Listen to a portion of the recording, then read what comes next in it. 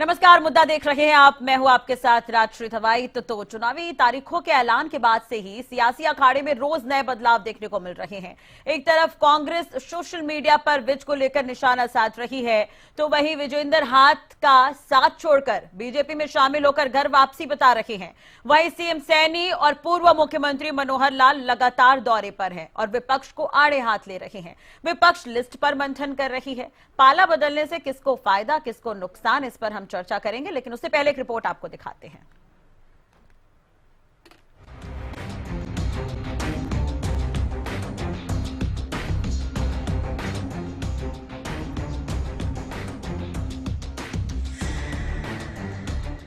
हरियाणा में एक और दंगल सज गया है, चुनावी दंगल। जी हां, सियासत के अखाड़े का माहौल बदलने वाला है। कुल मिलाकर देखा जाए तो नेताओं के बयानों में भी चुनावी माहौल नजर आने लगा है। नायब सैनी लगातार अलग अलग जिलों के दौरे पर पहुंच रहे हैं। यमुनानगर के जोगादरी विधानसभा के छछरौली में बीजेपी की विजय संकल्प रैली हुई। रैली को सीएम नायब सिंह सैनी और कैबिनेट मंत्री कंवरपाल गुर्जर ने संबोधित किया और विपक्ष पर जमकर निशाना साधा। एक नया हरियाणा बनाने का काम ये डबल इंजन की सरकार ने इन 10 वर्षों के अंदर वो किया है, जिसकी चर्चा आज हर व्यक्ति हर गांव के अंदर करता है। भारतीय जनता पार्टी की नीति भी ठीक है और जो हमारा नेता है उसकी नीयत भी ठीक है। वो समय भी देखा है, कांग्रेस के समय के अंदर अगर गांव के लोग मांग करते थे कि भाई मेरे यहाँ गांव को सड़क लगा दो, तो घोषणा तो जरूर हो जाती थी। घोषणा करके चले जाते थे, बोलते थे कि वोट दे दो, सड़क बना देंगे, परंतु 5 साल लोग देखते रहते थे, वहां सड़क नहीं बनती थी। और जब अगला चुनाव आ जाता था फिर किसी को कह देते थे, कहा भाई 1-2 ट्राली मट्टी की बरका घेर दे और लोगों को विश्वास हो जाएगा भी भाई यहाँ सड़क बननी शुरू होगी, और फिर आकर के वोट ले जाते थे। श्रीमती इंदिरा गांधी ने केवल इसलिए देश में से लोकतंत्र खत्म कर दिया था कि भाइयों कोर्ट ने उसके खिलाफ फैसला दे दिया था कि उसका चुनाव अवैध है, और उसने कोर्ट का फैसला मानने के बजाय देश में इमरजेंसी डिक्लेयर करके और देश के जितने भी विपक्ष के नेता थे उन सारे लोगों को जेल में डालने का काम किया। 85,000 लोग गिरफ्तार हुए थे। भाइयों, अगर ये लोकतंत्र बचाया है तो मुझे गौरव इस बात के कि मैं उस संस्था से जुड़ा हुआ हूं, मैं उस आरएसएस से जुड़ा हूं, उस बीजेपी से जुड़ा हुआ हूं। उन 85,000 में से 80,000 गिरफ्तारी देने वाले लोग जो थे वो या तो आरएसएस के थे और या भारतीय जनसंघ के थे। तो इन्होंने अपने कार्यकाल में जब तक कांग्रेस का राज रहा 100 बार से ज्यादा 356 का इस्तेमाल करके सरकारों को भंग कर दिया। आजकल कह रहे कि ईडी का बड़ा भारी दुरुपयोग हो रहा, तो भाइयों ईडी ने जो शिकायत करी ना, वो शिकायत दोस्तों मारी करी शिकायत नहीं है, वो केजरीवाल के जो खिलाफ शिकायत थी ना, वो भाइयों कांग्रेस की करी शिकायत है। अंतर्राष्ट्रीय मुक्केबाज विजेंद्र सिंह बीजेपी में शामिल हो गए हैं। बीजेपी महासचिव विनोद तावड़े ने उन्हें पार्टी की सदस्यता दिलाई और स्वागत किया। विजेंद्र सिंह ने कहा, एक तरह से मेरी घर वापसी हो रही है। एक तरह से कहते घर वापसी हो रही है मेरी। तकरीबन 19 में मैं चुनाव लड़ा था और ऑलमोस्ट 5 साल होने वाले हैं, अभी 4 साल होने वाले हैं। तो अभी कहते कि इंग्लिश में कहावत है गुड टू बी बैक, तो काफ़ी अच्छा लग रहा है। और जिस तरह से मान सम्मान खिलाड़ियों का देश विदेश में बढ़ा है वो काबिल तारीफ है। जैसे हम बाहर यूके में फाइट करने जाते थे, दुबई में फाइट करने जाते थे, आयरलैंड में फाइट करने जाते थे, तो कई बार एयरपोर्ट पर बहुत सारी चीज़ें होती थी, लेकिन जब से हमारी बीजेपी सरकार आई है, मोदी गवर्नमेंट आई है, तब से एक बहुत सरल और कहते बहुत आसान तरीके से हम कहीं भी आ जा सकते हैं। जो मान सम्मान इस गवर्नमेंट में मिला है तो खिलाड़ी उसके लिए बहुत धन्यवाद करते हैं मोदी साहब का, बीजेपी गवर्नमेंट का। अनिल विज की नाराजगी की चर्चाओं को लेकर कांग्रेस ने बीजेपी और अनिल विज पर तंज कसा है। कांग्रेस पार्टी की तरफ से सोशल मीडिया पर पोस्ट के जरिए शायराना अंदाज में निशाना साधा गया। वहीं कांग्रेस के इस तंज पर पूर्व सीएम मनोहर लाल ने भी अपनी प्रतिक्रिया दी है। अनिल विज हमारे अपने आदमी हैं, उनकी चिंता वो छोड़ दें, वो अपने घर की चिंता करें, ज्यादा अच्छा है। अनिल विज हमारे अपने लोकसभा में भी काम करेंगे, दूसरी लोकसभा में जहाँ उनको बुलाएंगे वहां भी काम करेंगे, और आज भी वो एक्टिवली जितना काम करना है वो सब कर रहे हैं। ये कांग्रेस को अपने बारे में सोचना चाहिए, चुनाव है वो अपने बारे में सोचे। जहाँ तक मेरी बात है, हरियाणा में मेरी पार्टी की सरकार है, भारतीय जनता पार्टी की सरकार है, और मैं भारतीय जनता पार्टी से कभी नाराज नहीं हो सकता। राजनीति के अखाड़े में कब क्या हो जाए कहा नहीं जा सकता। पड़ोसी राज्य पंजाब में एक दूसरे के सामने प्रतिद्वंदी आम आदमी पार्टी और कांग्रेस ने हरियाणा में एक टीम बनकर भाजपा से मुकाबला करने के लिए हाथ मिलाए हैं। कांग्रेस ने कुरुक्षेत्र लोकसभा सीट आम आदमी पार्टी को दे दी है। कांग्रेस और आम आदमी पार्टी ने चंडीगढ़, दिल्ली और गुजरात में भी गठबंधन किया है। प्रधानमंत्री नरेंद्र मोदी के चेहरे और मुख्यमंत्री नायब सैनी के भरोसे पर भाजपा एक बार फिर से हरियाणा में सभी 10 सीटों पर कमल खिलाना चाहती है। वहीं जेजेपी और एनएलओ की बात करें तो वो भी यहां पर ताल ठोक रही हैं। अब देखने वाली बात होगी कि चुनाव में जनता किसे पसंद करती है। Bureau report, Haryana news. चलिए, हमारे साथ खास मेहमान भी जुड़े हुए हैं। मुकेश कापड़ीवास प्रवक्ता हैं बीजेपी के, हमारे साथ स्टूडियो में मौजूद हैं। बजरंग दास गर्ग प्रवक्ता हैं कांग्रेस के, हमारे साथ जुड़े हुए हैं। रजत पंजेटा जी प्रवक्ता हैं एनएलओ के, हमारे साथ जुड़ गए हैं। प्रियदर्शनी जी हमारे साथ स्टूडियो में मौजूद हैं। राजेंद्र जदौन जी वरिष्ठ पत्रकार हमारे साथ जुड़े हुए हैं। आप सभी का बहुत बहुत स्वागत है हरियाणा न्यूज पर। सबसे पहले मुकेश जी, मैं आपके पास ही आना चाहूंगी कि विजेंद्र, जो कि इससे पहले कांग्रेस में हुआ करते थे और अब बीजेपी के हो गए, हाथ का साथ उन्होंने छोड़ दिया है, कितना फायदा इससे बीजेपी को होगा? किस तरह से देख रहे हैं उनकी ज्वाइनिंग को? देखिए, जैसा आपने देखा होगा, जब से चुनाव की घोषणा हुई है तब से विभिन्न पार्टियों के लोग और कार्यकर्ता, लगभग 80,000 के आसपास कार्यकर्ता और नेता हमारी party Bharatiya Janata party join की है। मैं ये मानता हूं कि ये मोदी जी की गारंटी का कमाल है। ये मोदी जी के 10 साल के जो सुशासन रहा है उसको देखते हुए विभिन्न फील्ड से आप देखेंगे, चाहे स्पोर्ट्समैन हो, चाहे पॉलिटिशियंस हो, चाहे बिजनेसमैन हो, सभी लोग पार्टी को ज्वाइन कर रहा है। आज मोदी जी की गारंटी पर देश विश्वास कर रहा है। जिस प्रकार से भारतीय जनता पार्टी पहली ऐसी पार्टी है जिसने जब अपनी पार्टी की जब शुरुआत की थी और जो मैनिफेस्टो में पॉइंट्स मेंशन किए थे, आज हम उन पार्टी के उन मैनिफेस्टो को पूरा करने का काम जो कर रही है भारतीय जनता पार्टी कर रही है। आपने देखा होगा, हमारी मैनिफेस्टो में धारा 370 था, हमारी मैनिफेस्टो में सीएए था, राम मंदिर था, ट्रिपल तलाक था। किस तरीके से हम देश के इंफ्रास्ट्रक्चर को अमेरिका के स्तर का इंफ्रास्ट्रक्चर डेवलप करें। आपने देखा होगा, हमारे गुड़गांव के बगल में अभी द्वारका एक्सप्रेसवे बना है। Dwarka expressway is engineering Marvel. आप देखिए, मुंबई एक्सप्रेसवे बना है, जहां दिल्ली से मुंबई जाने में 35 घंटे लगते थे, आज वहां पर 12 घंटे में आप दिल्ली से मुंबई तक का सफर करेंगे। अभी अलग जो पार्टियां थी वो हमेशा ये कहती थी आप विकास पर बात कीजिए। मैं इनसे कहना चाहता हूं, चलो आज विकास पर चर्चा करते हैं। भारतीय जनता पार्टी ने जितना विकास पिछले 10 सालों में किया है और पिछली जो भी सरकारें रही हो 60 साल में, अगर हम कंपेयर करेंगे तो ये 10 साल पिछले 60 साल पर भारी मिलेंगे। ठीक है, बजरंग जी भी हमारे साथ जुड़े हैं। बजरंग जी, कारण क्या है? मतलब जो भी है, जो कांग्रेस में होते हैं, कांग्रेस के पुराने नेता रहे हैं, वो छोड़कर अब बीजेपी में शामिल हो रहे हैं। विजेंद्र आज शामिल हो गए बीजेपी में, उन्होंने कह दिया कि मेरी तो घर वापसी हुई है।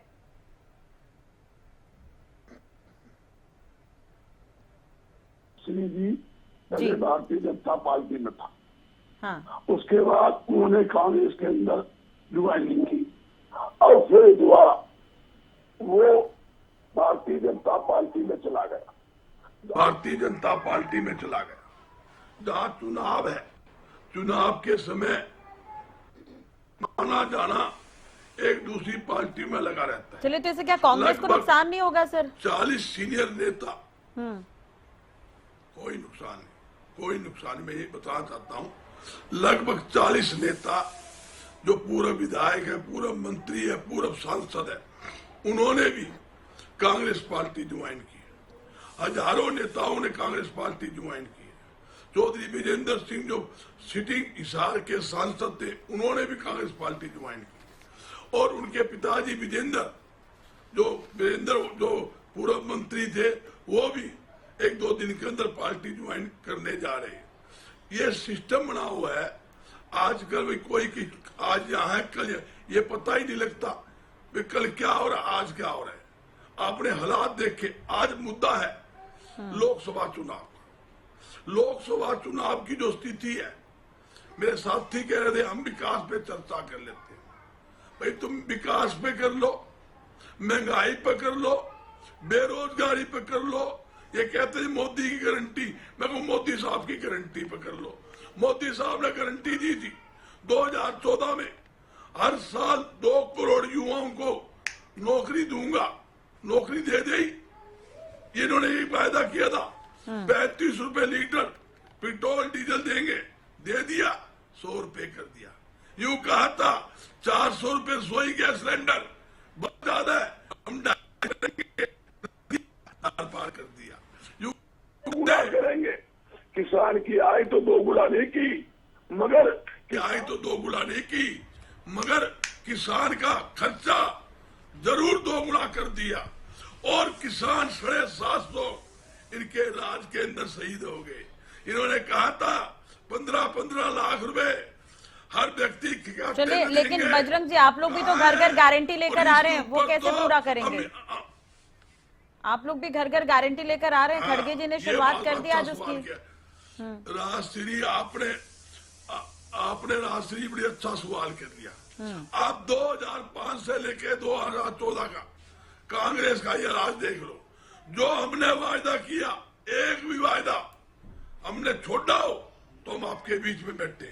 1600 करोड़ रुपए का 2005 में सरकार बनते ही पहली कलम से बिजली की बिल माफ किए, ब्याज माफ किया, किसानों को 2200 करोड़ रुपए का माफ किए और केंद्र में 72 रुपए का किसानों का कर्जा माफ किया।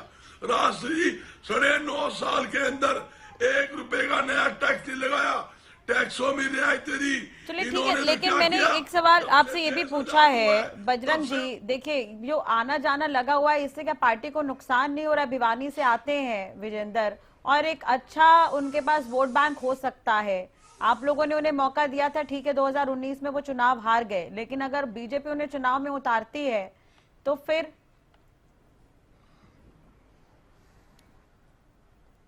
राष्ट्रीय जी, मैंने पहले भी कहा किसी प्रकार की हमें कोई दिक्कत नहीं। हर एक व्यक्ति को चुनाव लड़ने का अधिकार है। भारतीय जनता पार्टी कहीं से भी चुनाव लड़ाए, हमें कोई दिक्कत नहीं। हमारे किसी प्रकार की कोई ना तो समस्या है ना सोच है। भिवानी के अंदर हमारे पास मजबूत कैंडिडेट है, हमारे पास लाभदान सिंह है। चलिए रजत जी भी जुड़े, उनसे भी बातचीत कर लेते हैं। हाँ रजत जी, दोनों ही पार्टियों की अलग अलग गारंटी है। आज कांग्रेस ने भी घर घर गारंटी की शुरुआत कर दी है और अगर आप देख रहे होंगे प्रदेश में लगातार नायब सैनी पहुंच रहे हैं, पूर्व मुख्यमंत्री मनोहर लाल भी पहुंच रहे हैं, लोगों के बीच जा रहे हैं और बड़े बड़े वादे किए जा रहे हैं और लगातार वो विपक्ष पर निशाना भी साध रहे हैं। क्या कुछ कहेंगे इस पर?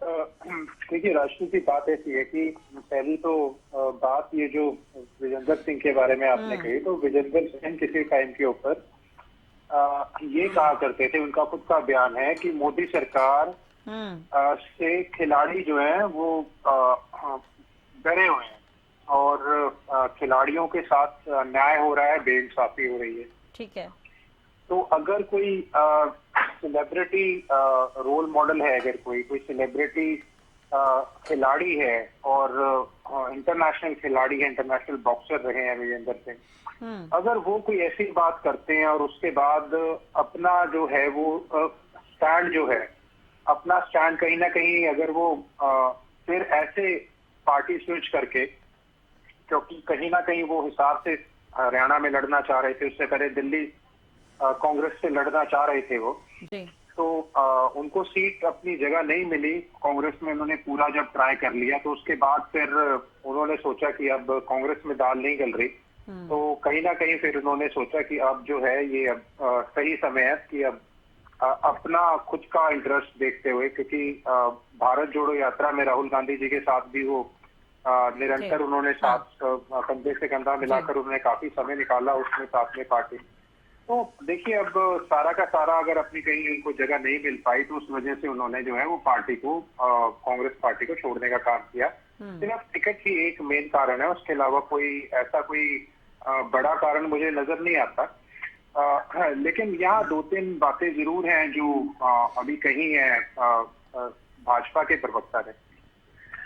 तो क्योंकि इससे पहले सैनी जी वाली बाइट आपने सुनाई तो नायब सैनी जी बोल रहे थे, नियत और नीति की बात कर रहे थे। तो 25 ऐसे लीडर्स हैं 2014 से अब तक जिनके ऊपर भ्रष्टाचार के संगीन आरोप नहीं मुकदमे चले, ठीक है। उसमें से 23 ऐसे नेता हैं जिनको कहीं ना कहीं करप्शन केसेस में राहत भी मिली। तो उनमें कई नाम तो पहले ही गिनवा चुके, कुछ नाम डिबेट्स में चर्चा होती रहती है, लेकिन कई नाम ऐसे हैं जिसमें जनार्दन रेड्डी का नाम है जिनके ऊपर 35,000 करोड़ के घोटाले का आरोप था। प्रेमा कुंडू जो है 2,000 करोड़ के घोटाले का था। अजीत पवार सिंचाई घोटाले के अंदर, और अजीत पवार के जो केस में पुलिस ने, आप हैरानगी मानेंगे, पुलिस ने क्या कहकर क्लोजर रिपोर्ट दाखिल करी कि हमसे गलती हो गई। क्या मतलब, आप ये किसी को डाइजेस्ट होगी ये बात कि पुलिस ने क्लोजर रिपोर्ट ये कहकर की दाखिल करी कि हमसे गलती हो गई। ठीक है। अब क्या गलती हो गई, किससे गलती हो गई? उसके बाद हसन मुश्रिफ है, 15,000 करोड़ का घोटाला है। उसके बाद प्रफुल्ल पटेल है, एयर इंडिया घोटाला है। सर उसके बाद ये लिस्ट आप कहाँ से देखकर बता रहे हैं? नहीं, ये लिस्ट रिसर्च तो सभी को पता है। हाँ। ये मेरी, और उसके बाद हेमंता शर्मा है जो सीएम है असम के, शिवेंदु अधिकारी हैं टीएमसी के, ठीक है। सीएम रमेश हैं जो टीडीपी के हैं, नवीन जिंदल कांग्रेस के हैं। अभी उन्होंने कोल स्कैम में उनका नाम, जो ये तो भाजपा ने उनका नाम उठाया था। ये तो सीएजी की रिपोर्ट है, आप छोड़िए। सीएजी तो गवर्नमेंट की एजेंसी है, उसको आप ट्रस्ट करते होंगे। 1,86,000 करोड़ का कोल स्कैम था जिसमें सीधा सीधा बीजेपी ने उस समय के प्रधानमंत्री श्री मनमोहन सिंह जी का नाम, क्योंकि उनके पास कोल मिनिस्ट्री थी, उनका नाम लिया था। और 1 लाख उसमें सीबीआई, और ये तो संसद में रखी गई है सीएजी की रिपोर्ट। सीबीआई के केसेस चल रहे हैं, ईडी के केसेस चल रहे थे उनके ऊपर, अभी भी चल रहे हैं। ठीक है। उसके बाद के जीता है, ये वाईएसआरसीपी पार्टी से, ये बीजेपी में आए। संजय सेठ है, समाजवादी पार्टी से आए। भावना गावली है, वो शिवसेना से आई 2022 में। सर ये लिस्ट थोड़ी लंबी होगी। हाँ बिल्कुल, लिस्ट लंबी तो काम ही ऐसे है मैडम। अगर मैम किसी पार्टी की नीयत और नीति की बात हो रही है, क्योंकि खुद अगर वो बात कर रहे हैं, तो आपकी तो बहुत बड़ी बात है कि एक एंकर को नहीं बोलना चाहिए कि काम ऐसे हैं इनके। अभी 2-3 बातें यहाँ बात की इन्होंने कहा द्वारका एक्सप्रेस वे। तो द्वारका एक्सप्रेस वे पर किलोमीटर जब इन्होंने इनका बजट दिया तो 15-16 करोड़ रुपए की बात कही गई थी कि 15-16 करोड़ में बनेगा। 2.5 किलोमीटर, आप मानेंगे चंद्रयान से भी महंगी सड़क बनी है 2.5 किलोमीटर की। 600-650 करोड़ के अंदर इन्होंने 2.5 किलोमीटर बनाया, जो सिर्फ 15-16 करोड़ में बनना था। उसके बाद मैं आपको एक बात बताता हूँ, पीएम आवास योजना के अंदर जो बहुत बड़ा घोटाला हुआ, क्योंकि भाजपा की बात हो रही है, 2,60,000 फर्जी लोन खातों से 14,046 करोड़ की रकम की हेराफेरी। ये मैं नहीं कह रहा, ये सीबीआई कह रही है मैडम। ठीक है सर, लेकिन रजत जी मैं आपसे एक रिक्वेस्ट करूं, अगर आप ऑफेंड नहीं होंगे तो आज का विषय सर यही है। मैंने पूछा आपसे कि हाँ विषय पर प्लीज, भ्रष्टाचार पे सर 2 दिन से हम डिबेट कर रहे हैं, बातचीत हो रही है। नहीं मैडम, ये नया नहीं बात है, क्योंकि नियत और नीति की बात हो रही थी। और सीबीआई ने इस मामले में डीएचएफएल के खिलाफ धोखाधड़ी का मामला भी, डीएचएफएल वही है जो बैंकों का, तो ईडी जो कार्रवाई कर रही है अभी शराब घोटाले को लेकर, मतलब वो दिल्ली में जो भी चल रहा है वो ठीक है। नहीं, मैं वो भी तो घोटाला है उसमें, वो भी तो घोटाला है, कार्रवाई तो हो रही है। नहीं मैंने कब कहा वो ठीक है? मैंने कब कहा वो गलत है? ठीक है, मैं तो जो कार्रवाई कर रही है मतलब वो सही है। जिस तरह से कार्रवाई पे सवाल हमेशा कांग्रेस उठाती रही है, नहीं, आम आदमी पार्टी उठाती रही है, शराब घोटाले पर जो ईडी कार्रवाई कर रही है। देखिए मैडम, जहाँ तक आपने ईडी का प्रश्न उठाया है, तो ईडी के अंदर ऐसी इतनी सारी कंपनीज हैं जिनसे चंदा लेके कहीं ना कहीं उनकी जांच बंद कर दी गई। आप उसके बारे में फिर ईडी को, अगर आप ईडी को ही सीधा क्लीन चिट देना चाहते हैं, तो आप ये बताइए, Ruia brothers, Arcelor Mittal, Bharti Airtel, GMR group, future gaming group, मैंने आपसे पूछा, चलिए दिल्ली में जो कार्रवाई ईडी कर रही है क्या वो ठीक है? इसके ऊपर कोर्ट का मैटर है, सब जुडिस है, इसके ऊपर मैं कोई टिप्पणी कैसे कर सकता हूँ मैडम? अब आम आदमी तो कह रही है ना, चलिए ईडी की कार्रवाई गलत है, ईडी जिस तरह से कार्रवाई कर रही है वो ठीक नहीं है, प्रोसेस ठीक नहीं है। अगर आप देखिए कार्रवाई कर रहे हैं और इलेक्शन के ठीक समय, इलेक्शन के पहले ये कार्रवाई करने के लिए पूरे आपको 5 साल का समय है। अभी तो मैंने ये भी सुना कि जो केजरीवाल जी की जो शिकायत है ये खुद कांग्रेस वालों ने दे रखी है। अभी आपने पहले जो बाइट सुनाई उसके अंदर ये गुजर साहब बोल रहे थे ना ये बात, कंवरपाल गुर्जर जी ने बात बिल्कुल, बोली है ना अभी मैं आऊंगी प्रियदर्शनी जी से, मैं ये सवाल आज मैं पूछना भी चाह रही थी, वो तो बिल्कुल, खुद लेकिन ये मुद्दा तो आज, खुद हाँ जी, हाँ नहीं, क्योंकि मैं इस पे बात नहीं कर रहा, क्योंकि जो बात आज हुई है उस पे मैं सिर्फ टिप्पणी करूंगा। जी। अभी उन्होंने सड़कों की बात करी, नायब सैनी जी ने, तो सड़कों की मैडम ऐसी हालत है, अभी पीछे खबर आई थी कि हरियाणा के अंदर एक एम्बुलेंस में मुर्दा जा रहा था और वो खड्डों में आने के बाद उसकी एम्बुलेंस वो जिंदा हो गया।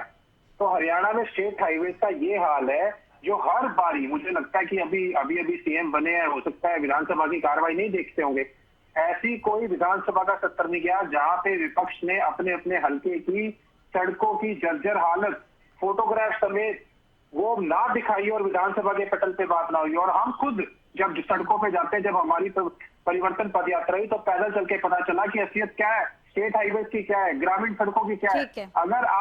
अगर आप नेशनल हाईवे का, जिससे भारी भरकम टोल है, ठीक है, रजत जी बने रहेगा हमारे साथ, ठीक है। प्रियदर्शनी जी जुड़ी हुई है। प्रियदर्शनी जी, रजत जी का सवाल था, मैं उस पर भी थोड़ा ऐड करना चाहूंगी कि जब ये शराब घोटाला सामने आया तो कांग्रेस पीठ थपथपा रही थी कि ये घोटाला उजागर हुआ, लेकिन अब आप लोग अगर हरियाणा में देखें तो 1 सीट आम आदमी के पास है, 9 सीट कांग्रेस के पास है, तो वो कैसे मैनेज होगा? पुरानी चीजों को भुलाकर अब आप लोग आपस में चुनाव लड़ रहे हैं।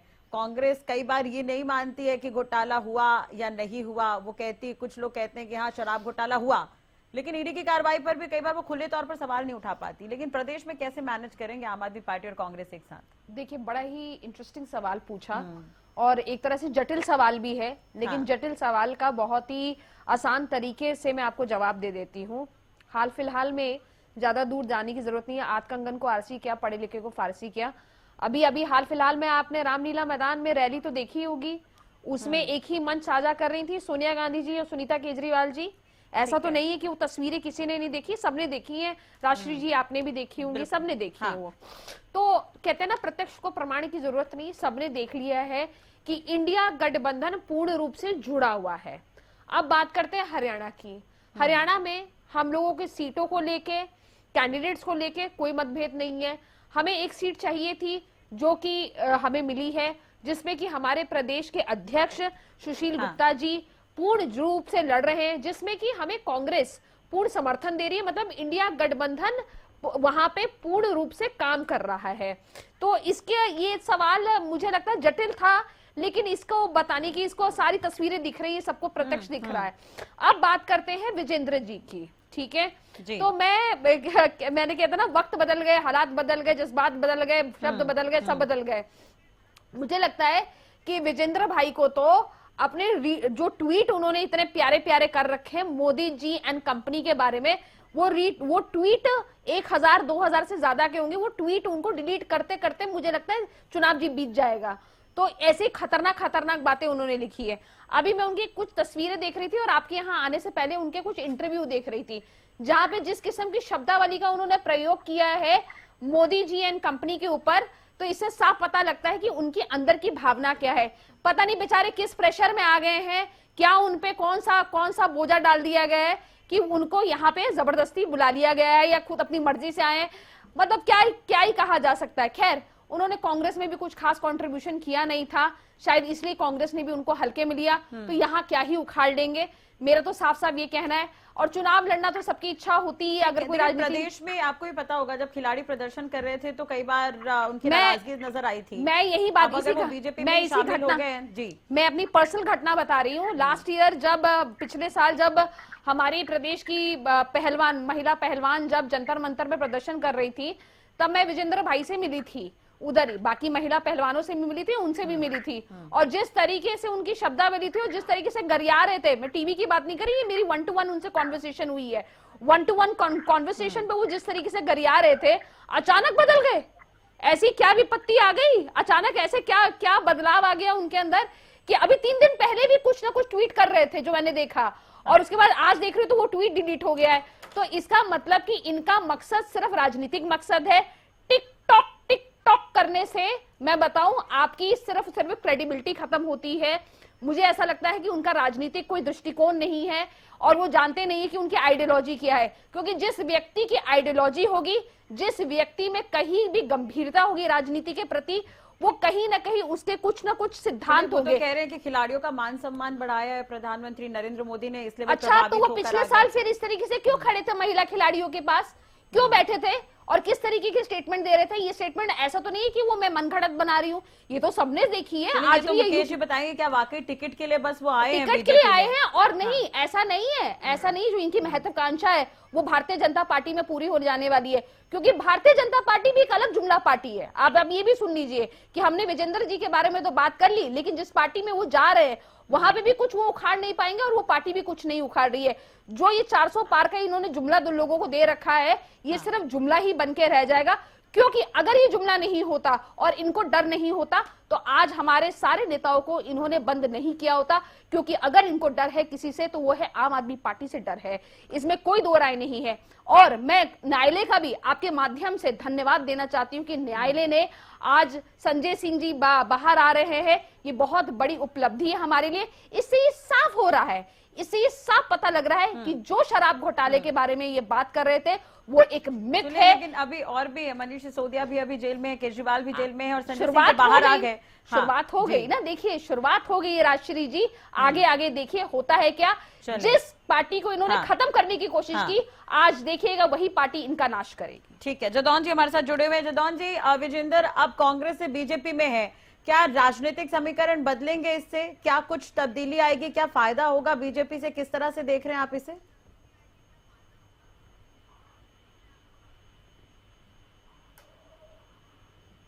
जदौन जी, हेलो जी, आपको मेरी आवाज मिल रही है सर? हाँ जी, ये जो है अभी भारतीय जनता पार्टी ने हरियाणा में सभी लोकसभा सीटों पर कैंडिडेट तो घोषित कर दिए और मुझे लग रहा है कि अभी भी कुछ मंथन चल रहा है कि हो सकता है कि कुछ कैंडिडेट बदले जाएं, जी, कुछ नए जो है वो आ रहे हैं, जैसे बॉक्सर विजेंद्र जी आगे, कुछ और नेताओं को जिस तरह से नवीन जिंदल को लाया गया, कुछ चौंकाने वाले जो है एक तरह से बीजेपी में चौंकाने वाली ज्वाइनिंग हो रही है, जिनका कहना था कि हम कांग्रेस के साथ ही हैं और जो भारतीय जनता पार्टी के आलोचक थे, या नवीन जिंदल का कहना था कि वो राजनीति में ही नहीं रहना चाहते, और वो एक तरह से चौंकाते हुए भारतीय जनता पार्टी में एंट्री कर रहे हैं। तो मुझे लगता है कि अभी जो है भारतीय जनता पार्टी एक तरह से अपने लोकसभा जो प्रत्याशी हैं हरियाणा के, उन पर स्थिर नहीं है और अभी मंथन चल रहा है। और मुझे लगता है कि उन्होंने जो है एक तरह से अपने कैंडिडेट घोषित करने के बाद शायद लोगों के बीच से प्रतिक्रिया देखी है कि क्या रिएक्शन होता है, क्या प्रतिक्रिया मिलती है प्रत्याशियों को लेकर, और उस प्रतिक्रिया के आधार पर पार्टी शायद मंथन करके कुछ प्रत्याशी बदल सकती है। जी, उधर कांग्रेस में भी कुछ इसी तरह का चल रहा है कि वो भी मंथन कर रहे हैं कि किस तरह से जो है अब भारतीय जनता पार्टी के 10 की 10 लोकसभा सीट जीतने के दावे को जो है खारिज किया जाए या उसको नकार दिया जाए, उसके लिए वो भी जो है अपनी रणनीति पर काम कर रहे हैं। और मुझे लगता है कि कांग्रेस नेतृत्व जो हरियाणा की लोकसभा सीटें हैं उन सभी पर जो सीनियर लीडर्स हैं उनको उतारने का उसका मंतव्य है। हम देखते हैं कि वो उस मंथन में किस तरह से फैसला करते हैं और क्या दृश्य सामने आता है कि कौन प्रत्याशी बदले जाते हैं, कौन खरीद किए जाते हैं, कौन कांग्रेस किसको उतारती है, तो ये देखने की बात होगी। बाकी तो ये है कि सब अपनी अपनी रणनीति पर है, अपने अपने मुद्दे भी हैं, अपने अपने एजेंडे भी हैं, अपनी अपनी गारंटियां भी हैं। अब गारंटियां और मुद्दे तो सबको पता ही है कि भारतीय जनता पार्टी की तरफ से सबसे बड़ा मुद्दा तो भ्रष्टाचार का बनाया जाता है। वो 2014 से चला आ रहा है कि कांग्रेस आई भ्रष्टाचार लाई और कांग्रेस आएगी तो भ्रष्टाचार तेज कर देगी। अब ये इंडिया गठबंधन तो बना है, लेकिन इनके तमाम नेताओं पर भी भ्रष्टाचार के आरोप है। उनको भारतीय जनता पार्टी को प्रहार करने के लिए ये मुद्दे बड़े मिले हुए हैं अब उनको ये देखना है कि वो किस तरह से इसको काउंटर करते हैं, जी। क्योंकि वो लोकतंत्र और संविधान बचाने की बात बिल्कुल करते हैं। बेसिक वो मुद्दे तो सरकारी यही एजेंसियों के नजर आ रहे हैं, दुरुपयोग की बात भ्रष्टाचार करते है, हैं। महंगाई अब देखते है, हैं कि रोजगार को कोविड लेकर है, से बेरोजगारी को लेकर। ये साबित हो सकता है कि जी एजेंसी, सरकारी agency, ED, CBI, income tax, इनका दुरुपयोग हो रहा है। लेकिन अभी तक तो ये है कि भारतीय जनता पार्टी ये बताने में सफल रही है कि ये इनके ऊपर आरोप है और इन्होंने ये इस तरह की इनकी गतिविधियां नहीं है, जी। इसलिए ये एजेंसियां काम कर रही हैं। ठीक तो है। अब देखते हैं कि ये इस चुनाव में काफी कुछ कितना निर्णायक इफेक्ट होगा, डालेगा। क्योंकि हाँ। भ्रष्टाचार का मुद्दा चला आ रहा है, इधर लोकतंत्र और संविधान को बचाने की बात है, तो ये किस तरह से एक दूसरे को ठीक है। ये डिफीट दे ठीक पाते है हैं, राजेंद्र देखने की बात है। जी ठीक है। मुकेश जी, भले ही अनिल विज बार बार ये कहते हैं कि वो नाराज नहीं है पार्टी से, लेकिन जब भी कोई मीटिंग होती है, जैसे पिछले दिनों अभी गुड़गांव में भी एक बैठक हुई थी, चुनाव प्रबंधन समिति को लेकर ये बैठक हुई थी, लेकिन अनिल विज वहां भी नहीं पहुंचे थे। तमाम तरह की जो मेन एक्टिविटी चल रही है चुनाव को लेकर, वहां पर नजर नहीं आ रहे हैं। भले वो खुले तौर पर ये कह देते हैं कि मैं पार्टी से नाराज नहीं हूं, लेकिन वो बैठकों से दूरी क्यों बना रहे हैं? देखिए, अनिल विज जी हमारी पार्टी के वरिष्ठ नेता है, वो बहुत बड़े नेता हैं और उन्होंने स्वयं कहा है कि वो पार्टी के अनन्य भक्त हैं, तो इसमें तो कोई बात ही नहीं है। देखिए, पार्टी की मीटिंग्स कई जगह होती हैं, कई बार 2 मीटिंग्स एक साथ भी हो जाती हैं, हो सकता है उन्होंने अपने क्षेत्र में कोई कार्यक्रम रख रखे हो, तो ये तो कोई मुद्दा ही नहीं है। भारतीय जनता पार्टी के वरिष्ठ नेता हैं और अनन्य भक्त हैं, वो अनिल विज जी ने खुद कहा है। अभी मैं सुन रहा था प्रियदर्शनी जी को, आम आदमी पार्टी की प्रवक्ता है, इन्होंने लगभग हर मुद्दे पे बात की, लेकिन मुझे लगा कि शायद ये शराब घोटाले पे भी बोलेंगे, लेकिन भूल गई होंगी शायद, तो मैं इनका ध्यान आकर्षित करना चाहता हूं। इनकी पार्टी के नेता थे जो भ्रष्टाचार के खिलाफ लड़ाई लड़के एक शहंशाह के तौर पर उभर करके आए थे, आज वो स्वयं भ्रष्टाचार के दलदल में फंस गए हैं। मैं इनको बताना चाहता हूं कि जब रामलीला मैदान में कांग्रेस की सरकार के खिलाफ जब आंदोलन पे अन्ना हजारे जी के साथ बैठे थे, तो अरविंद केजरीवाल कहते थे कि ये लालू यादव जेल कब जाएंगे, ये सोनिया गांधी जेल कब जाएगी। एक फाइल दिखाते थे बहुत मोटी कि ये मेरे पास फाइल है, जब हमारी सरकार आएगी तो हम उनको जेल में डालेंगे। अब मैं इनसे पूछना चाहता हूं कि देखिए, कांग्रेस लगातार दावा कर रही है, कांग्रेस ही दावा कर रही है कि ये शराब घोटाले को उजागर करने वाली कांग्रेस पार्टी है। अब आप देखिए, जिन्होंने शराब घोटाला उजागर किया उनसे गठबंधन कर लिया इन्होंने। तो इस प्रकार की विचारधारा, इस प्रकार की इनकी विचारधारा है। इन्होंने कहा वक्त बदल गया, हालात बदल गए, तो ये सही बात है। वक्त और हालात आम आदमी पार्टी के बदल गए हैं। आज क्षेत्र की जनता, इलाके की और देश की जनता ये पहचान गई है कि जो ये बहरूपीय, जो भ्रष्टाचारी, जो ईमानदारी का चोला ओढ़कर बैठे हुए थे, उनको जनता ने पहचान लिया। मैं आपको उदाहरण देता हूँ। देखिए, सीएजी ने कहा है कि 2000 करोड़ का घोटाला है। अभी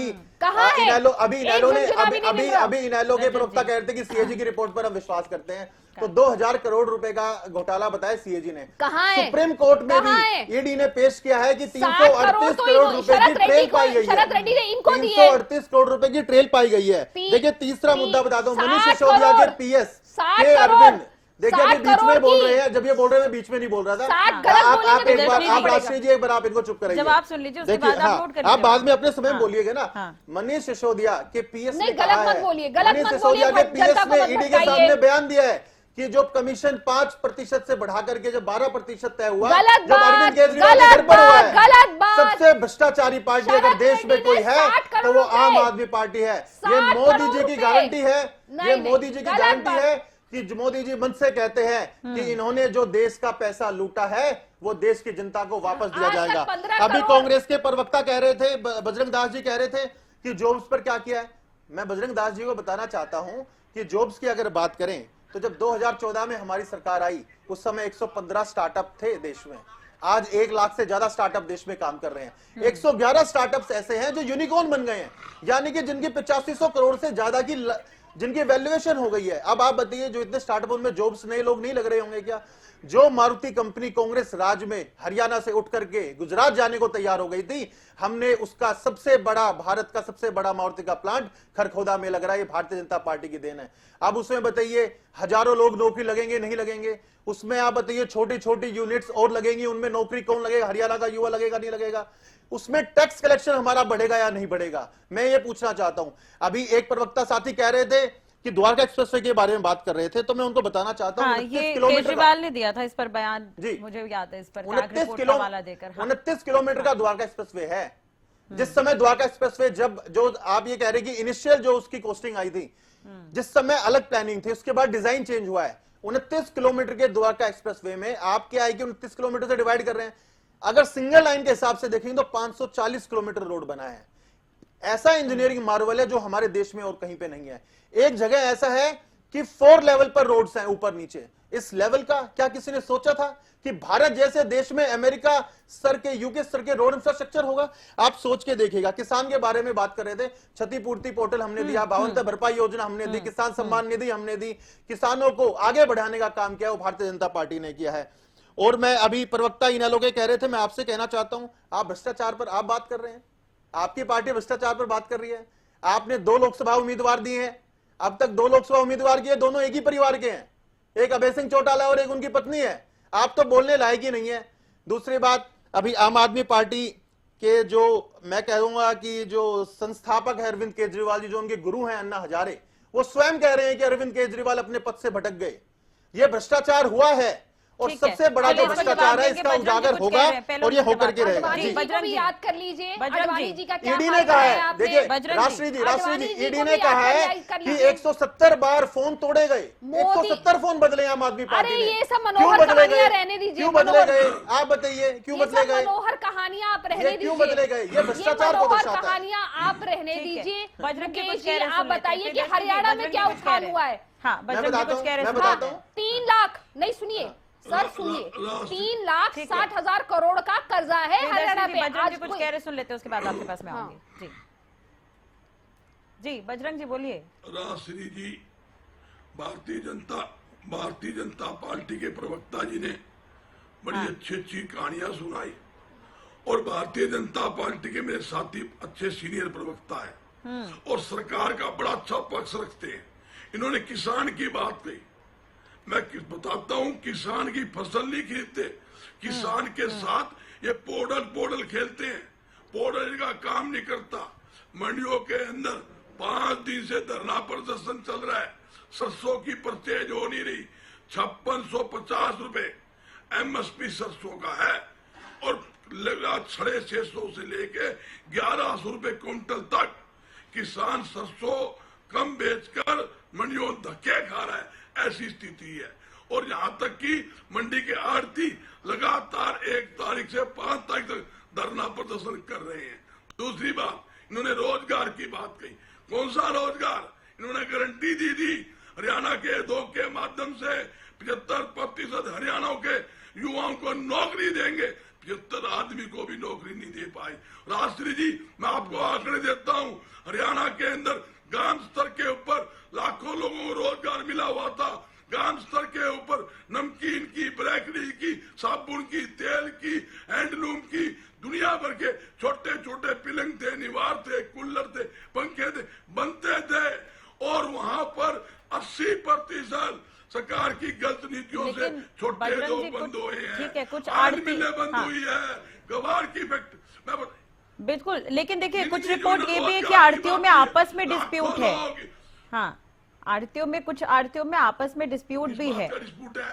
कुछ लोग तो कह रहे हैं सरकार ने उचित व्यवस्था की है, प्रशासन ने उचित व्यवस्था की है मंडियों में। नहीं, राष्ट्रीय जी, मैं इस लाइन से जुड़ा हुआ। मैं बताना चाहता हूँ, इन्होंने बड़ी कोशिश की। फूट तो जब पड़ेगी, आड़ती घर में कोई दाने आवेंगे। इन्होंने तो आड़ती को परचेज से बाहर निकाल दिया। सरसों की जो परचेज होगी, सूरजमुखी परचेज होगी, चने की परचेज होगी, नरमा की खरीद होगी, यहाँ तक कि मूंग की परचेज होगी, सब परचेज। ठीक है, चलिए इस पर हाँ मुकेश जी जवाब देंगे। सर विषय पर आ जाइए सर। नहीं बता रहा हूँ। दूसरी बात सुनिए, अभी पोर्टल की बात मैं बताना चाहता हूँ। देखिए इनको समस्या क्या है, मैं एक सेकंड बजरंग दास जी आपकी बात का जवाब दे दूं। आपने कहा कि सरकार पोर्टल खेल रही है। पोर्टल का फायदा क्या होता है आपको बताता हूं। अभी 3 दिन पहले दक्षिण हरियाणा के कई जिलों में ओलावृष्टि हुई है। ओलावृष्टि से जिस दिन ओलावृष्टि हुई उसके अगले दिन ही क्षतिपूर्ति पोर्टल सरकार ने खोल दिया है। अब किसान को पटवारी के चक्कर काटने की जरूरत नहीं है। किसान फोटो खींचेगा, क्षतिपूर्ति पोर्टल पर अपलोड करेगा और मुआवजा उसके खाते में आएगा। ये पोर्टल का कमाल है। ये चाहते हैं, कांग्रेस पार्टी चाहती है कि किसान नेताओं के पीछे घूमे और तब भी याद है उनको सबको याद है कि आपकी सरकार में 3 रुपए और 6 रुपए के चेक मिलते थे। आज हमारी सरकार में किसान को प्रति एकड़ 10-10, 15-15 हजार रुपए मिल रहे हैं। ठीक है, यही अंतर है भारतीय जनता पार्टी। अब विषय पर आइए सर। और एक एक दाना खरीदा जाएगा। मैं आपके माध्यम से कह रहा हूं, हरियाणा न्यूज पर कह रहा हूं, किसान का एक एक दाना मंडियों में खरीदा जाएगा। माननीय मुख्यमंत्री जी ने परसों ही प्रेस कॉन्फ्रेंस करके कहा है, एक एक दाना हम खरीदेंगे। राजश्री जी, मुख्यमंत्री जी का जो बयान है मेरे साथी का बयान है। आज 2 दिन पहले कृषि मंत्री का बयान आया है। कृषि मंत्री ने कहा है सरसों की जो परचेज है, किसान की जो सरसों की पैदावार है, उसका सिर्फ 22% सरसों ही हम खरीदेंगे। ये किस कहाँ है? आप बयान दिखा दीजिए, आप बयान दिखाइए, कहाँ बोला है 22% खरीदेंगे? आप झूठ बोल के भाग नहीं सकते ऐसे बजरंगदास जी। आप बताइए, बयान दिखाइए आप। अरे सुनिए सुनिए सुनिए, तो उन्होंने आड़तियों की परेशानी को सुनने की बात भी कही है। आप बयान दिखाइए, बयान। कोई बात नहीं सुनी उन्होंने। कल ईबी लो बयान 22%, आप 25% करके दिखा देना, मैं आपको मान जाऊंगा। पहले पिछले साल 10% खरीदी थी, आप 22% तो कहते हो। सबको पता है कांग्रेस राज में सरसों कितने रुपए में खरीदी जाती थी। नहीं हो। दूसरी आपके समय में एमएसपी क्या होती थी और हमारे समय में एमएसपी क्या है बजरंगदास जी? एक बार उस पर भी प्रकाश डालिए। नारा था उड्डा तेरे राज में, जीरी गई जहाज में। हमारे राज के अंदर 7-7 हजार रुपए क्विंटल जीरी बिकी है मेरे साथी। आपके राज के अंदर जीरी पिटी, सरसों पिटी, किसान ठीक है सर। बजरंग जी, अब विषय पर आ जाइए सर। ईडी का मामला। आपने कहा, चुनाव की बात कही, मैं कहना चाहता हूँ राष्ट्रीय जी, मैं दावे के साथ कहता हूँ, आप सारा मैदान ढूंढ लो, पूरे देश में ढूंढ लो, हरियाणा ढूंढ लो। भारतीय जनता पार्टी लोकसभा चुनाव नहीं लड़ रही। लोकसभा चुनाव देश की ईडी, सीबीआई, सरकारी एजेंसियां लड़ रही है भारतीय जनता के समर्थन में। जो भी व्यक्ति, जो भी नेता भारतीय जनता पार्टी के खिलाफ बोले या जनता की आवाज उठाए, उनको पकड़े और ईडी के कार्रवाई। लेकिन सरसों की जो दर है, सरसों की जो दर तय की गई थी उसके हिसाब से तो खरीदी हो रही है बजरंग जी। 5650 नहीं हो रही राजश्री जी। नहीं तो ये जमीनी, मैं आपको दिखा देता हूँ, आपका रिकॉर्ड, ये 5650 एमएसपी है। किसान ने 4500 से लेके, तो आप इसकी शिकायत करिए फिर। है खुले बाजार में, तो शिकायत करिए बजरंग जी, इसकी शिकायत करिए। फिर कार्रवाई नहीं होती तो इस पर दोबारा बात करेंगे। रजत जी कुछ कह रहे थे। हाँ, रजत जी कुछ कह रहे थे जी। रजत जी की बात सुन लेते हैं सर, आप मुद्दे पर आएंगे। मार्केट कमेटी के सरकारी अधिकारी के माध्यम से हो रही है। बिल्कुल, तो इस पर शिकायत होनी चाहिए। नायब सैनिक के आपने बयान का जिक्र किया, तो पिछले दिनों मीटिंग भी हुई थी, तो मीटिंग में साफ तौर पर कहा गया था जो तय रुपए हैं सरसों का, जहां तक मुझे ध्यान है 5650 रुपए के लगभग है, और चना भी है और उसमें गेहूं भी है। गेहूं 2275 के अप्रॉक्स उसमें खरीदा जाए। एमएसपी जो तय की गई है सरकार की तरफ से, अगर उस पर खरीदी नहीं हो रही है तो कंप्लेन करिए सर। शिकायत केंद्र भी बने हुए हैं। मुख्यमंत्री को राष्ट्रीय जी, मुख्यमंत्री जी को ना तो खरीद का ज्ञान है, ना मंडी के आड़तियों की नॉलेज है। शिकायत तो करनी पड़ेगी, तभी तो नॉलेज में आएंगी चीजें। चलिए, आप मुकेश जी बैठे हैं, मुकेश जी को चलो ये संज्ञान में आप जगह बता दीजिए कहाँ पर अगर धांधली हो रही है। मार्केट कमेटी अगर धांधली कर रही है तो कार्रवाई करेंगे उस पर। कार्रवाई अगर नहीं होती है तो फिर चर्चा कर लेंगे। मैंने कहा तो अगर कार्रवाई नहीं होगी तो चर्चा कर लेंगे इस पर। मुझे आधा मिनट जी बोलिए। मैं बताता हूँ, मार्केट कमेटी के सरकारी अधिकारी वो भी कुआरे हैं। ये नहीं कोई लुकमा छुपी बिक्री है, रिकॉर्ड के अंदर बिक्री है। मार्केट कमेटी के अधिकारी ओपन बोली करके किसानों को लुटवा रहे हैं। सर जगह बताइए, आपको कौन से केंद्र में लग रहा है कि परेशानी है? ठीक है, मैं आऊंगी मुकेश जी आपके पास। बजरंग जी मैं आपके पास भी आऊंगी। सर आप कोई पर्टिकुलर जगह बताएंगे तो उस पर किसानों को नहीं लुटा जा रहा। हर इसार लो, सरसा लो, फतेहाबाद लो। देखिए, हरियाणा न्यूज के भी रिपोर्टर हैं कई जगह पर, दोनों तरह से रिपोर्ट आई है। कुछ जगह पर किसानों का कहना व्यवस्था ठीक नहीं है, कुछ जगह पर किसान व्यवस्था से ठीक है। आप कह रहे सभी जगहों पर अव्यवस्था है। सुनिए, ठीक है, रजत जी कुछ कह रहे हैं, मैं उन पर आऊंगी। जी रजत जी, व्यवस्था क्या होती है? मान लो जी बजरंग जी, मैं आ रही हूँ आपके पास। मैं आपसे यही उम्मीद करूंगी आपको जगह बताएंगे जहां पर धांधली हो रही है तो बिल्कुल उस पर एक्शन लिया जाएगा। मुकेश जी भी आपको आश्वासन दिलाएंगे कि आप शिकायत करिए, कार्रवाई की जाएगी इस पर। रजत जी धांधली राष्ट्रीय जी धांधली करवा रहे हैं, जो शासक का धांधली करवा रही है। जी रजत जी, देखिए राष्ट्रीय जी, संक्षेप में मैं बात को कंप्लीट करता हूँ। जो बजरंग दास जी कह रहे हैं ये आज की बात नहीं है, पिछले 9-10 साल से ये जो बोल रहे हैं ना कि दाना दाना खरीदेंगे, आज तक कभी ऐसा हुआ ही नहीं है कि सरकार ने एमएसपी पे दाना दाना खरीदा हो। आज हालत ये है कि 60,000 क्विंटल का जीरा 25,000 में बिक रहा है, 8,000 की सरसों 4500, 8,000 तक भी रेट जा चुका है ओपन मंडी में, 4500 में बिक रही है। 25,000 की सौंफ 9,000 में बिक रही है, 10,000 की कपास 6,000 में बिक रही है। एमएसपी की जहाँ तक अगर आप बाजरे की बात करते तो बाजरा सबसे ज्यादा रेट दिया था हैफेड ने सबसे ज्यादा रेट दिया था, वो भी एमएसपी से कम 250-300 रुपए कम था। पिछली बारी क्या हुआ, इन्होंने सरसों के ऊपर पूरा महेंद्रगढ़, रेवाड़ी, अटेली साइड इन्होंने क्या किया, 20 क्विंटल प्रति किसान की कैपिंग लगा दी। अब कोई किसान एक ट्राली के अंदर 60 क्विंटल भर के लेके आया है तो कहते ना पहले इसको खाली इसमें से 20 क्विंटल बाहर निकालो फिर लेंगे। उसके बाद इन्होंने क्या किया, जब 800, 900, 1,000 रुपए तक कम था एमएसपी से रेट, तब सरकार ने भावांतर भरपाई योजना के तहत इसको, जो कि फल सब्जियों के लिए था, भावांतर भरपाई के तहत बाजरा खरीदना शुरू किया। उसके बाद भी 700 से 650, 700, 500 से 700 रुपए कम जो है वो एमएसपी से कम बाजरा की वो हुई। सूरजमुखी के लिए क्या हुआ था आपको पता है, धरना प्रदर्शन जीटी रोड जाम करना पड़ा। उसके बाद हर जगह जब आप कहते हो कभी एमएसपी पे मिलती नहीं, दिक्कत ही तो ये है, ये बोलते जरूर है, कोई 10 फसलें बोल देगा, कोई 14 बोल देगा, एक माशे में सुन रहा था वो तो 17 ही बोल देगा। रजत जी देखिए विषय बदल जा रहा है, मैं लेकिन इस पर यही कहूंगी कि इस पर क्या शिकायत नहीं होती? अगर शिकायत नहीं होती है, शिकायत अगर करते हैं तो कार्रवाई डिबेट करते हैं। राष्ट्रीय जी इतने डिबेट करते हैं इसी मुद्दों के ऊपर, हर बार डिबेट होती है ये मुद्दों के ऊपर। कभी सरकार के कान पे जू नहीं रहती, कभी नमी के नाम पे काटते हैं, कभी अधिक तोलते हैं, तो इनके पास अजीब कौतर्क है। अभी ये यहाँ बैठे होते भाजपा के प्रवक्ता, वही तो कहता हूँ नए नए प्रवक्ता अगर आते हैं तो दिक्कत ही होती है कि उनको राजनीति पृष्ठभूमि का ज्ञान नहीं होता।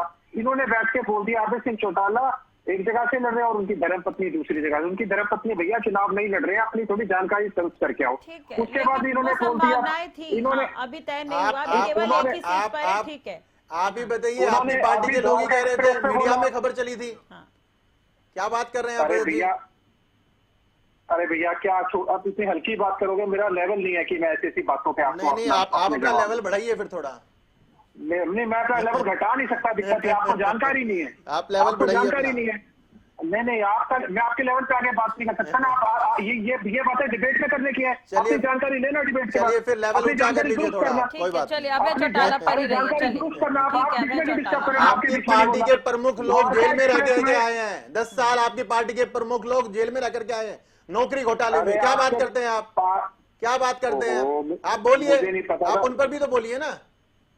आपके पार्टी के अध्यक्ष सरेआम पैसे लेते पकड़े गए थे, कौन से बताइए? इतनी लंबी लिस्ट है, बताइए बताइए बताइए। पता ही नहीं है, वही यही तो बात है। देखिए अब यही दिक्कत है, अब हरियाणा में बात करते हैं, ये कहीं और भाग जाते हैं। राजश्री जी ये इनका ये तरीका है, ये डाइवर्ट करने का, मुद्दों को कैसे भ्रमित किया जाए, ये इनका तरीका है। आप बताइए, आप हरियाणा की बात कीजिए ना।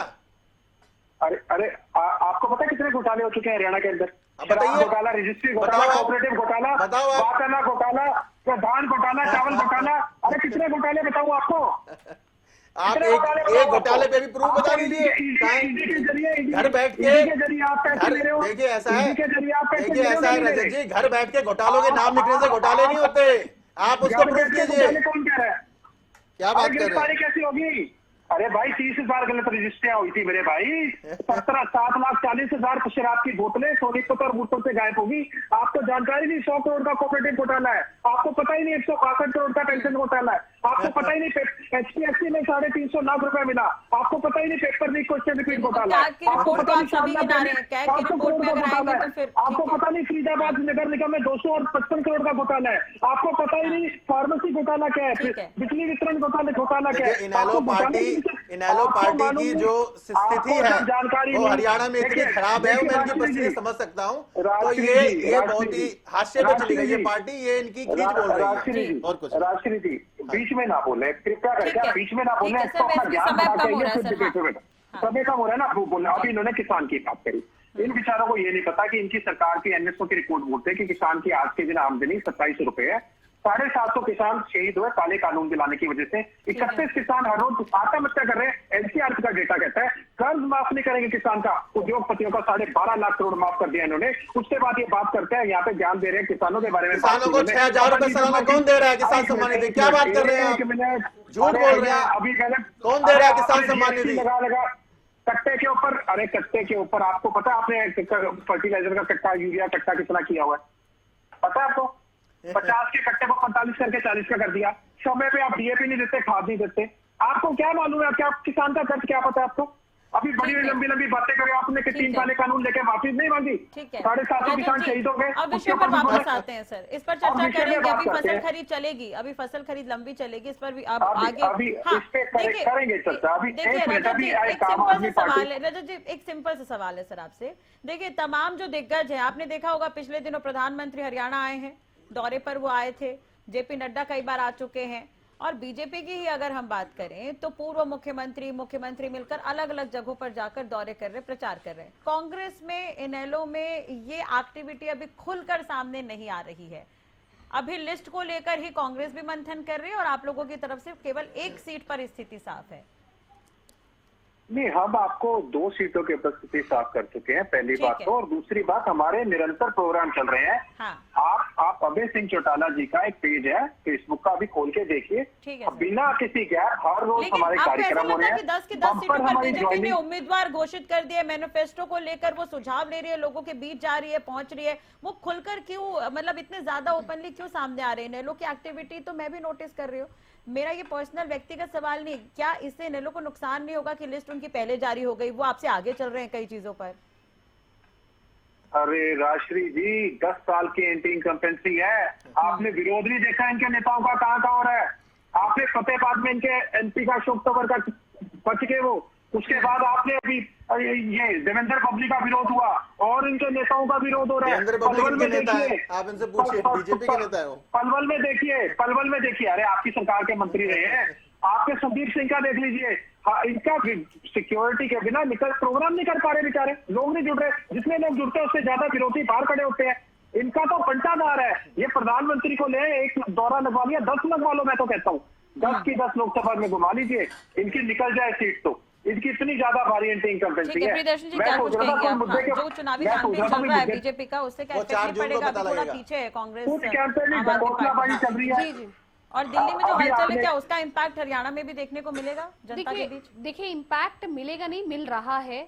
ठीक है, कुरुक्षेत्र में अभी आप देखेंगे कैथल में किस तरीके से हंगामा हुआ है, सबने देखा है कि किस तरीके से किसानों ने विरोध किया है। तो ये कैसे अपने आप को बोलते हैं कि किसान के मसीहा हैं, अन्नदाता के मसीहा हैं, ये कैसे? मैं तो अभी हैरान थी कि सारे प्रवक्ता बोले थे, लेकिन किसी ने भी इनको, मुकेश जी को याद नहीं दिलाया कि किस तरीके से किसानों का इन्होंने 700 से ज्यादा किसान मारे गए हैं पिछले साल जब इन्होंने अपनी मांग की थी। और ये कितनी दुर्भाग्य की बात है, ये कितनी दुर्भाग्य की बात है कि उसके बाद ये अपने आप को बोलते हैं कि हम किसानों के साथ हैं। कैसे किसानों के साथ हैं? पूरी छावनी बना दी है। क्या हम अपने देश में, क्या किसान भाई, क्या अन्नदाता अपनी मांग के लिए प्रधानमंत्री के पास नहीं जा सकते हैं? इन्होंने पूरा बॉर्डर सीज कर दिया था, 6 से ज्यादा जिलों में इंटरनेट बंद कर दिया था। आप ये सोचिए, ऐसी स्थिति हो गई थी जैसे पाकिस्तान और इंडिया का बॉर्डर हो गया हो। ये हमारे देश में स्थिति हो रही थी।